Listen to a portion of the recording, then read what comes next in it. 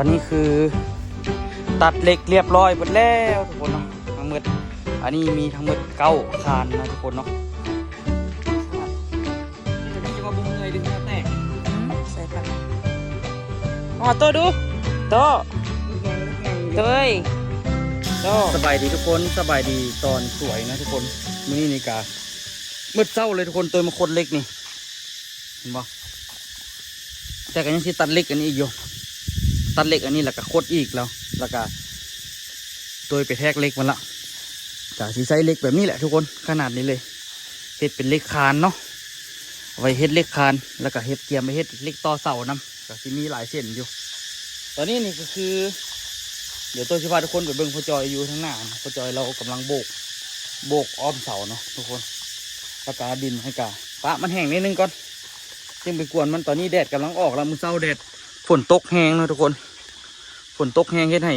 ย่างไปแล้วมันลมโพดให้แบบว่าดินมันแห้งนิดนึงก่อนแล้วตัวจึงซีไปแปลงเนาะไปแปลงไปปรับให้มันเพียงไว้ตัวไหนมันโน้นอะไรกะไปหันก็แหละปรับมันโน้นปรับไว้เพราะว่าดินมันยังสิลุบอีกอยู่ยังบ่ได้ขนเข้าขนออกหลายเนาะตอนนี้ก็คือปรับปรุงพื้นที่เนาะไปเรื่อยๆให้มันพออยู่ได้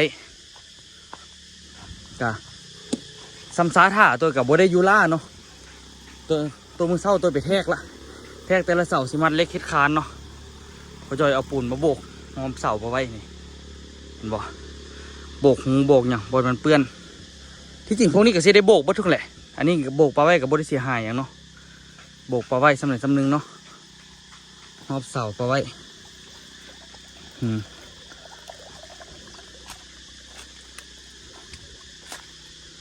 เบิ่งสภาพดินพอถึกแดดถึกน้ำล่ะมันเริ่มแข็งตัวแล้วพอยางได้ละมือเศร้านี่ยางยุบเลยอึบวายเดี๋ยวเราสิไปมัดเหล็กคานดีกว่าแข่งอีหรอพ่อจอยตัวเครื่องนึงกันปะลูกเวลาลูกตัดเล็กมัดให้มันจำเสาเลยจำแล้วอะไรเกือบจำเขากับมัดเล็กกันคือพ่อจอยเอาโคตรเล็กแล้วก็ต่อเอายันไปเสาแห้งคักโคตรเล็กกันนะโคตรเล็กแบบนี้ต่อคือเก่าเอามันก็แน่นดีอยู่นี่เห็นบ่ทุกคนพ่อจอยโคตรเล็กอันนี้ไปใส่แล้วก็เกี่ยมมัดคานนี่โอ้ลืมไหลเนาะยังเหลือคานนี่อีกได้นี่นะคานนี้คานนั้นยังเหลืออีก7 8 9 คานพอได้นี่นะไหลผิด1 2 3 4 5 6 7 8 9พุ่นนะยังเหลือ9 คานพุ่นนะไหลผิดว่าแต่6 คานว่าสันโอ้ยังเหลืออีกหลายอันอยู่ต้นนี่นะสู่ชีวิตอีกหลายอันเติมนะทุกคน ได้แปลงได้ขุดอันนี้แหละบัดนี้ขุดคุมกะคันว่ายากกะบ่ปันได้ดอกเดี๋ยวนี่มาใส่มันก็ได้ปูนตายไปหรอพ่อจอยโอ้ลืมเลยอันนี้ดินถมปูนเลยได้นี่นะตายนำสิบหึมเขาปูนเขาวะ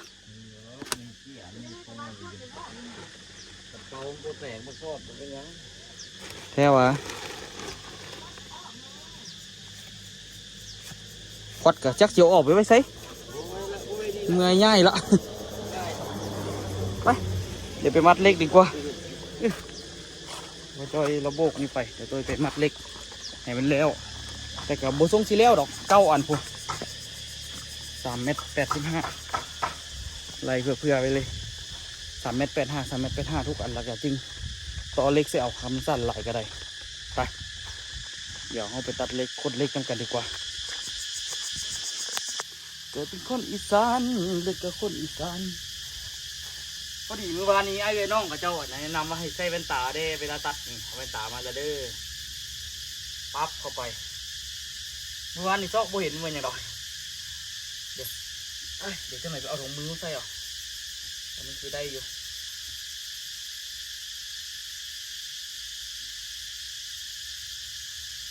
ก็จะเอาแต่ตัวเดียวว่าเป็นแม่แบบเนาะ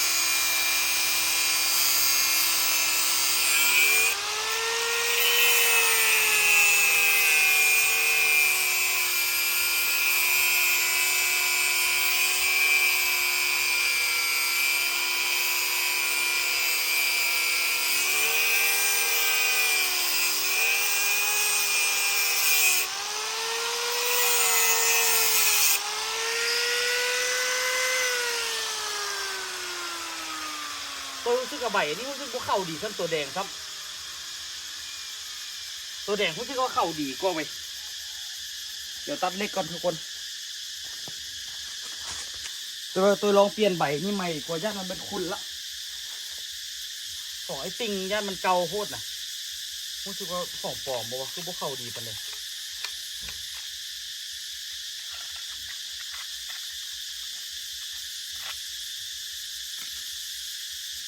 มีตัวใหม่อยู่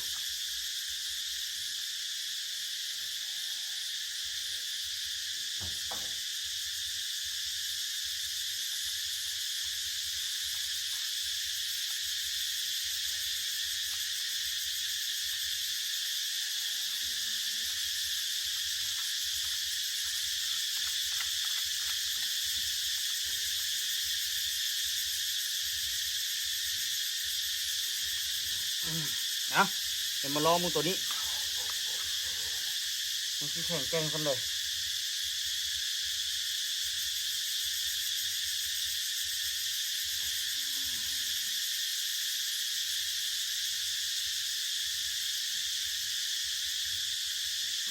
ฮ้อนครับ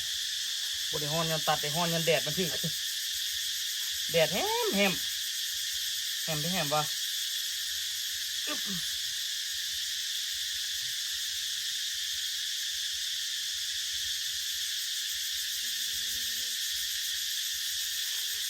ต้องให้มันแบบพอดีกันสุดๆ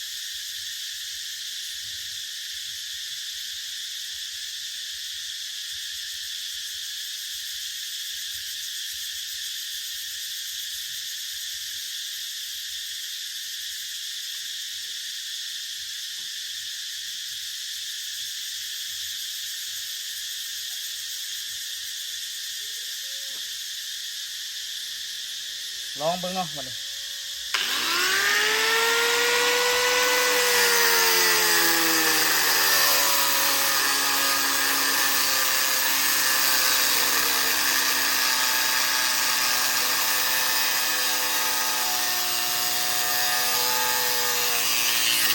นั่นเป็นน้ำใบตัดอีหลีใบตัดตัวนั้นโคที่เข้า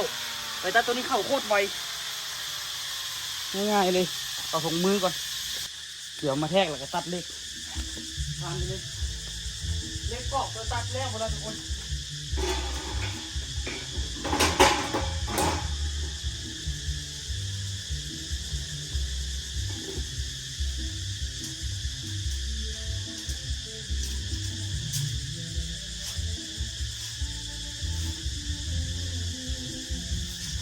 4 อันนี้ได้2 คาน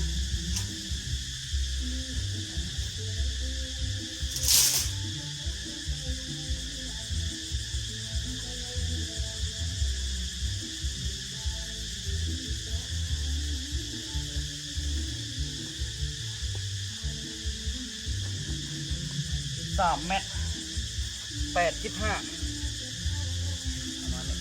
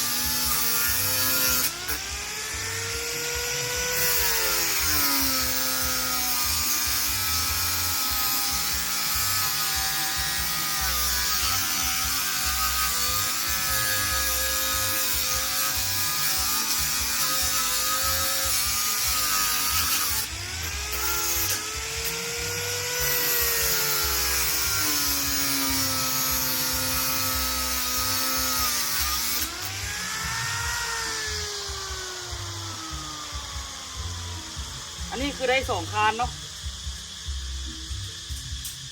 2 คานเด้อนี่เด้อ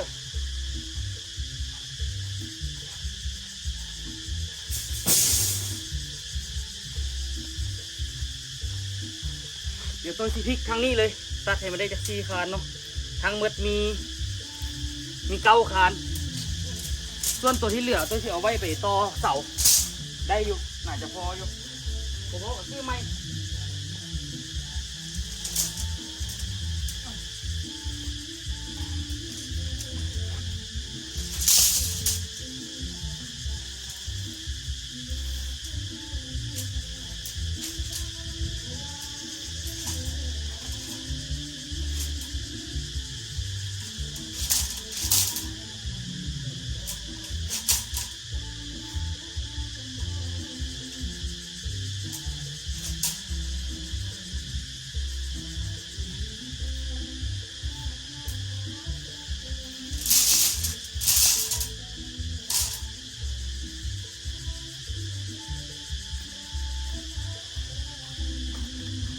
เดี๋ยวตัดเป็ดเลยนะ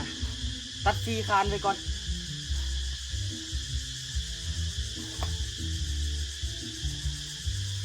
เมื่อกี้ได้2 คานด้วยทุกคนเดินมืดนี่จึงได้เป็ดนั่นเนาะ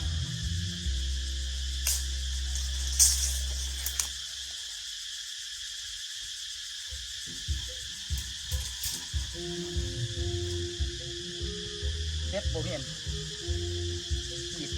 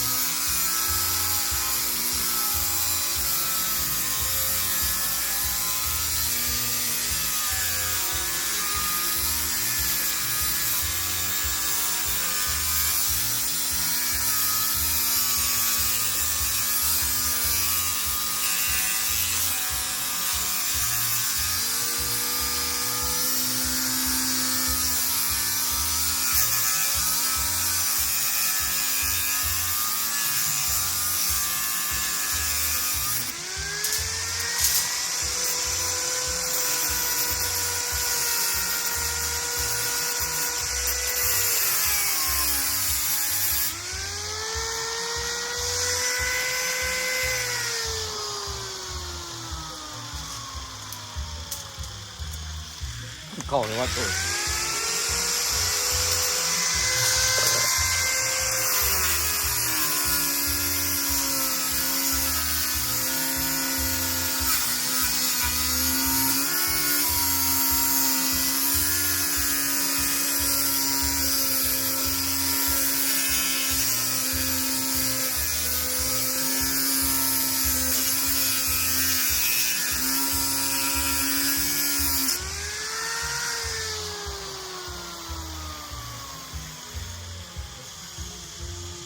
เรียบร้อยเนาะทั้งหมดนี่คือ4 คานส่วนเล็กอันนี้ก็เอาไว้กอดเสานั้นกอดเสานี่กอดแห้ง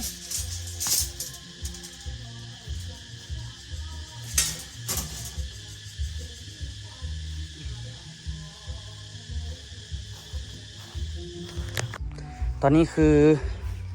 ตัดเหล็กเรียบร้อยหมดแล้วทุกคนเนาะทั้งหมดอันนี้มีทั้งหมด9 คานนะทุกคนเนาะคานหนึ่งมี4 อันเหล็กนะก็ค่อยๆเฮ็ดไปเนาะก็มาคดเหล็กตัวนี้ต่อแต่ว่าตอนนี้นี่เบิ่งสภาพละฝนเริ่มตกทุกคน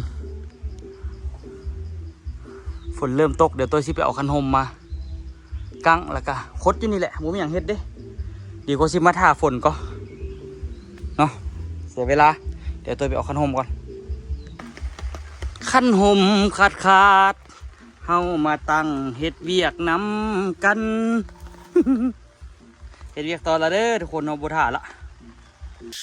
หลังจากฝนตกฟ้ากระแจ่มใสคักโอ้ยบ่มีฝุ่น PM เลยพี่น้องเอ้ยคักแท้คักว่ะบ่มีคำว่าควันบ่มีคำว่า PM บ่มีคำว่าอีหยังเลยฟ้าแจ่มใสเห็นอันนี้คิดเห็นตอนน้อยๆเลยมีแฮงเด้เนาะตอนนี้ตัวกาขดเหล็กจนแล้วเบิดแล้วทุกคนนี่แล้วมืดอีหลีเลยถุงมือจนขาด โปมือจนขาดแล้วก็ตัวชีมามัดเหล็กเห็ดคานเลยทุกคนจึงบ่เป็นการเสียเวลาเนาะเฝ้าเห็ดเฝ้าแล้วเฝ้าไปเห็ดแนวใหม่เมื่อกี้นะพอดี ตัวหายอูเนาะ ไม่กินเนาะจะเลยกินข้าวเรียบร้อยละมีแหงมาเติบหนึงเกือบบ่ได้กินข้าว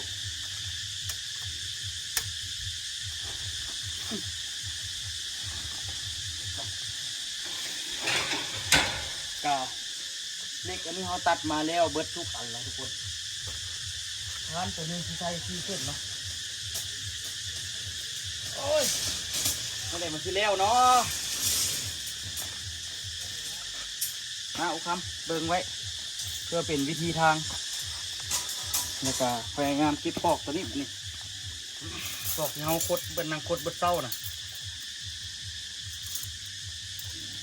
มีปอกบ่ฮักดีแน่เนาะมันเข้ากัน เป็นไงเนาะทุกคนเนาะไปลินปีใหม่สงกรานต์มาม่วนบอหมดเงินหลายบอ เดี๋ยวตัวนี้มาครับตัวทั้งหางเลยครับ เป็นไงตัวสงกรานต์ปีนี้ จริง มันเฮาบ่ม่วนย้อนเฮามีแนวคิดหลายโพดมีแนว กลับบ้านครับให้ลิ้นมือให้ลิ้นเลยอยากกลับบ้านเลยเบิ่งอยากไปหาปอกอีกอยากกลับบ้านแบบว่ามาเฮ็ดอันนี้แหละมันคาใจมันเรียกยังหลายอยู่เขาเลยอยากกลับ เอ้า บ้าน จะว่า หลย กาวางหาเฮาจักเดือนสิแล้ว โอ้เดือนปลายก็แล้วละ ป้าสร้างว่า แล้วส่วนจักเดือนสัก ดินได้สั่นมันสิบ่ถมบ่แน่นว่ะ เดือนเดียวก็ได้ ต้องได้ตีเอานั่นตี ดิน เนาะ เขากับโบต้อง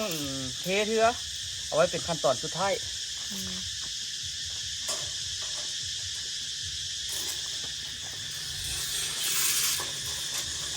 นะออกบัดนี้ลุกบัดนี้นะเล็กอันบ่ใหม่เฮ็ดให้บอกดีๆก็เสีย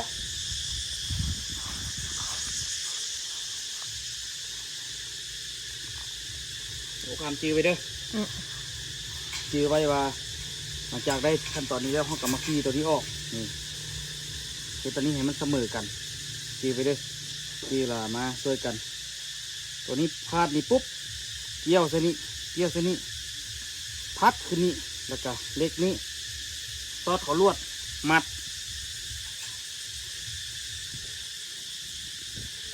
แค่นี้ยากบ่ยากบ่คอยทำนะ ยากอยู่ มันนั่นแหละให้ช่วยกัน ไปหาหนอนี่ หามันอย่างโน อยากไปคนขี่รถไปเบิ่งหนออยู่สุ่มให้ก่อน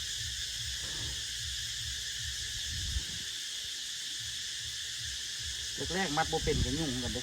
ลวดอันนี้คันเฮ็ดโบพอดีกันกันยุ่งอีกเฮ็ดยาวโพดกันยุ่งอีกสั้นโพดกันยุ่งอีกสมินพอดีสมินนี่สบายสบาย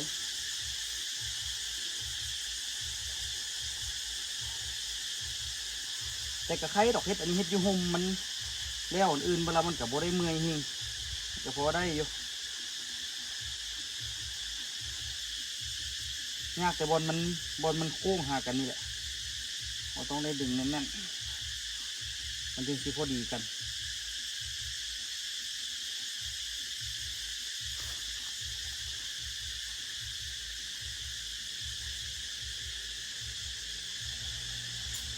แหละยากบอลมันนี่แหละยาก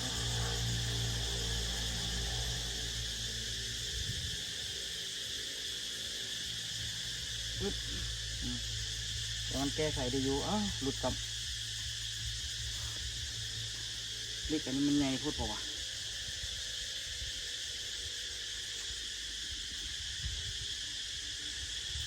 ขอยุ่งยากของการมัดลวดจุดนี้แหละ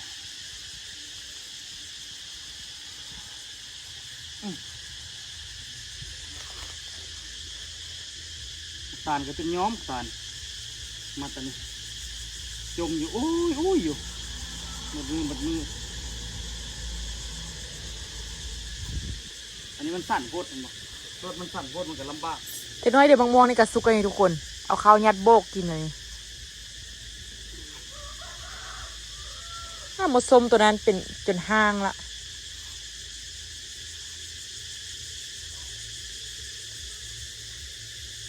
มุกคมตัวเดียวห้า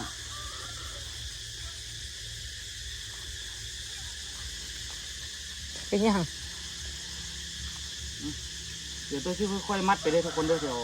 ที่มาอัปเดตให้ทุกคนเบิ่งน้ำหลังว่าใส่นั่นโดนไปเลยอันนี้คือเดี๋ยวที่ต่อก่อนมันสั่นโพดที่ลึกขนาดเฮ็ดอันนี้อย่าว่าบ่เมื่อยเด้อเหงื่อแตกเลย ใส่พลังอ๋อโตดูโต ลูกนางอยู่ เต้ยโตขี้คุยแท้ว้าไปอันนี้ไปอันนี้ ค่อยเฮ็ดอันนี้นะอู้อันนึงใช้เวลา40นาทีต่ออัน ตายเลย9 อันมีเวลาเฮ็ดอย่างเลย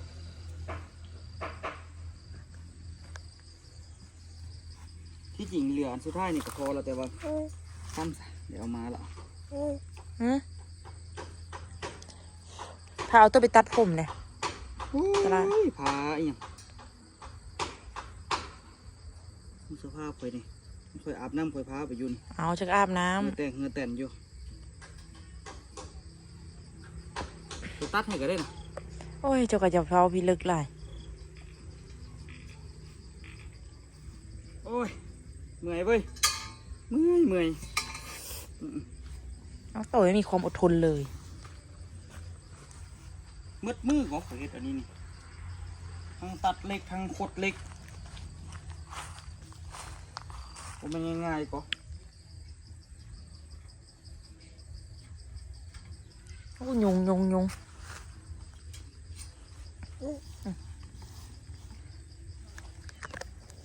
ล้วเอาไปส่งอันมื้อ เฮ็ นี้ ดอาชีพ YouTube นี้พูดเลยว่ามันง่ายเป็นอย่างยาก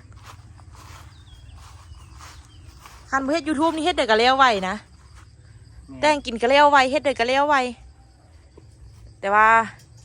มันเป็นอาชีพแล้วมันต้องได้พิธีพิถันสัวสิเฮ็ดสัวสิแล้วตั้งกล้องมุมนั้นตั้งกล้องมุมนี้ อ๋อ บ่ทันพูดเลยกับบ่เซาเฮ็ด YouTube เอาตัวเนาะ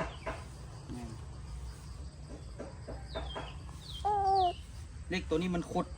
มันเลยกงในไหนนึงแต่กระบอกเป็นยังเอาไปใส่เขากระแปงเอา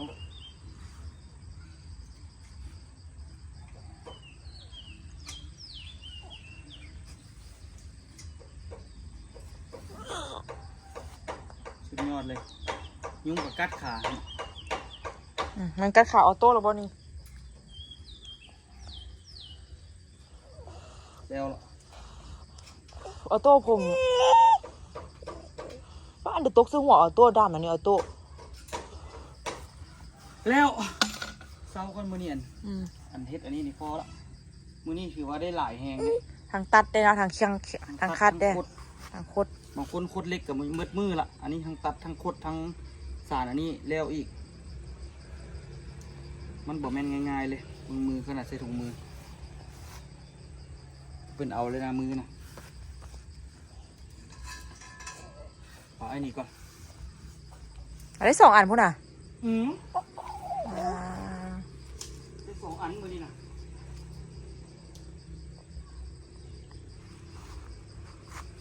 ไม่ต้องทำอะไรเพื่อฉันฉันไม่ต้องทำอะไรเพื่อฉันถึกอยู่ว่ะอย่างแค่เธอรักมันก็พออย่าคิดหวังตั้งใจรออ่ะ เนื้อออกเต็มขนาดโคตรเล็กซื่อๆโคตรเล็กพอได้เดี๋ยวไปเบิ้งข้างหน้านี่นึงก่อนทอดใส่แล้วไปเบิ้งข้างหน้ามือนี้คือบ่ได้ขึ้นมาทั้งหน้าเลยนะเนาะเฮ็ดมือเศร้าในนึงและกะรู้สึกว่าดินมันยังลมแห้งกันเลยว่าเศร้าเนาะมือนี้ฟ้าบดมืดมือบ่มืดมือก่อนตอนสวยแดดออก แดดออกแล้วก็ฝนตกในนึงฝนตกแล้วก็ฟ้าบดอยู่นี่ช่วงนี้ฝนกำลังแปรปรวนปานอารมณ์โอคัมเนาะแปรปรวนได้ทุกเวลาเลยไม่พวกนี้ไงแบบมันสิโดกไปละตัวนั้นตัวไปปกไว้ละเห็นบ่ตัวนี้ยังบ่ทันปกเถอะยังมีเล็กมีอย่างที่จะต้องถอนที่สิหานี่พวกนี้อีกคันบ่เฝ้าเห็ดนี่ไม่โดกบ่แท้ตอนนี้ยังได้อยู่ตอนนี้ได้เล็งมือนิดนึงนั่นนี่โอ้ดินอันนี้เหยียบไปเหยียบมาละแข็งแล้วเนาะ ขุดกันยากก็ได้นี่เหยียบไปเหยียบมาขุดยากแล้วก็เหยียบถึงนี่แม่โอ้ดีถึกแดดถึกฝนมาก็เริ่มแน่นแล้วได้นี่เดี๋ยวเรามือเศร้านี่ขุดอันนี้ออกขุดได้สำเร็จสำนึงแหละหยุดก่อนมันขุดยากเนาะ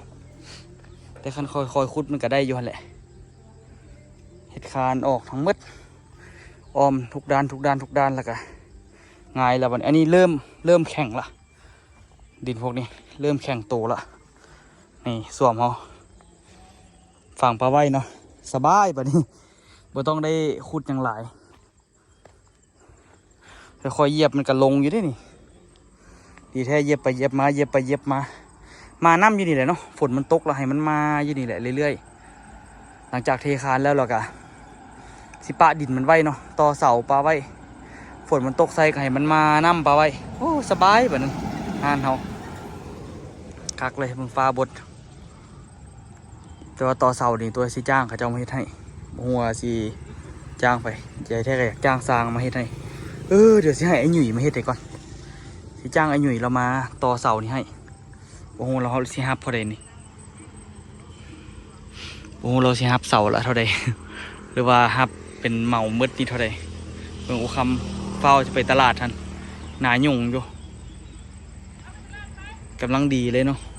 เบิ่งอันนี้นี่มันเริ่มหลังจากน้ำมันห่งนั่นบ่ดินมันเริ่มแตกเพราะว่ามันมีความแบบยุบโตลงไปมันยุบโตลงไปมันก็เลยแบบแตกไปแดเนาะแต่แถวนี้คือสิยวบอยู่เพราะว่ารถบ่ได้เข้ามาถึงแต่ว่าดินก็เริ่มแข็งเติบละหญ้าก็เขียวทรงนี้โอ้คำ